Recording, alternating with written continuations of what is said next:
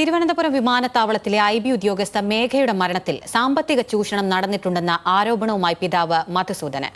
മലപ്പുറം സ്വദേശിയായ IB ഉദ്യോഗസ്ഥനെതിരെ ആണ് പിതാവിന്റെ ആരോപണം. മേഘയുടെ അക്കൗണ്ടിൽ നിന്ന് പണം മുഴുവൻ ഇയാളുടെ അക്കൗണ്ടിലേക്ക് ട്രാൻസ്ഫർ ചെയ്യിപ്പിച്ചുവെന്നും അച്ഛൻ ആരോപിച്ചു.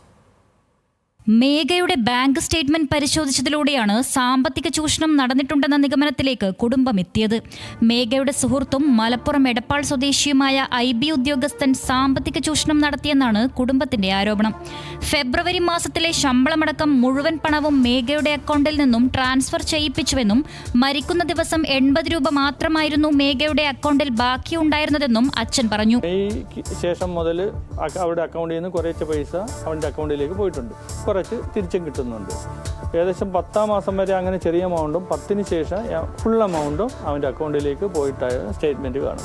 അത് സാധാരണ പോലെ തന്നെ അവരുടെ വീട്ടുകാർ ഇവിടെ വന്നിട്ട് നമ്മളൊരു പെണ്ണ് ചോദിക്കുക, അതാണല്ലോ നാട്ടുകടപ്പ്. അപ്പോൾ അങ്ങനെ വരാനാണ് പറഞ്ഞത്. അപ്പോൾ ഓരോ കാരണങ്ങൾ പറഞ്ഞ് വരാൻ പറ്റില്ലെന്നാണ് മോള് പറയുന്നത്. എന്നിട്ട് അച്ഛൻ്റെ ഓപ്പറേഷന് അങ്ങനെ ഓരോ കാരണങ്ങൾ പറഞ്ഞിട്ട് ഇപ്പം പറ്റില്ല എന്ന് പറഞ്ഞ് നീട്ടി കൊണ്ടുപോവുക ചെയ്തത്. സാമ്പത്തിക ചൂഷണത്തിനപ്പുറം പെൺകുട്ടിയെ ഇയാൾ ദുരുപയോഗം ചെയ്തെന്ന് സംശയിക്കുന്നതായും കുടുംബം ആരോപിച്ചു. തിരുവനന്തപുരം എറണാകുളം ഒരാഴ്ചയിൽ തന്നെ 3 ദിവസം യാത്ര ചെയ്തിട്ടുണ്ട്. അപ്പോൾ ഏതെങ്കിലും തരത്തിൽ കുട്ടിയെ മിസ്യൂസ് ചെയ്തിട്ടാണ് ഈ പൈസ കൊണ്ടുപോയിട്ടുള്ളതെന്ന് ഇപ്പോൾ ഞങ്ങൾക്ക് സംശയമുണ്ട്. അതുകൊണ്ട് അതിന് കറക്റ്റായിട്ട് ബ്ലാക്ക് മെയിലിംഗ് ഉൾപ്പെടെയുള്ളത് അന്വേഷണ പരിധി കൊണ്ടുവരണം. ഇവർ പോയിട്ടുള്ള യാത്രകളുടെ എല്ലാം ലിസ്റ്റ് എടുക്കണം എങ്കിൽ മാത്രമേ അറിയാൻ കഴിയത്തുള്ളൂ. ജോലി സംബന്ധമായ പരിശീലന സമയത്താണ് മലപ്പുറം സ്വദേശിയുമായി മേഘ പരിചയത്തിലാകുന്നത്. തുടർന്ന് ഇരുവരും പ്രണയത്തിലായെന്നും കുടുംബം പറയുന്നു.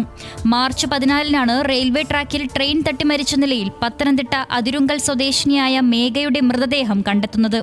പ്രണയ നൈരാശ്യമാണ് ആത്മഹത്യക്ക് കാരണമെന്നായിരുന്നു പോലീസിന്റെ പ്രാഥമിക നിഗമനം. ബാങ്ക് സ്റ്റേറ്റ്മെന്റ് അടക്കമുള്ള വിവരങ്ങൾ കുടുംബം പേട്ട പോലീസിന് കൈമാറി. ന്യൂസ് മലയാളം, പത്തനംതിട്ട.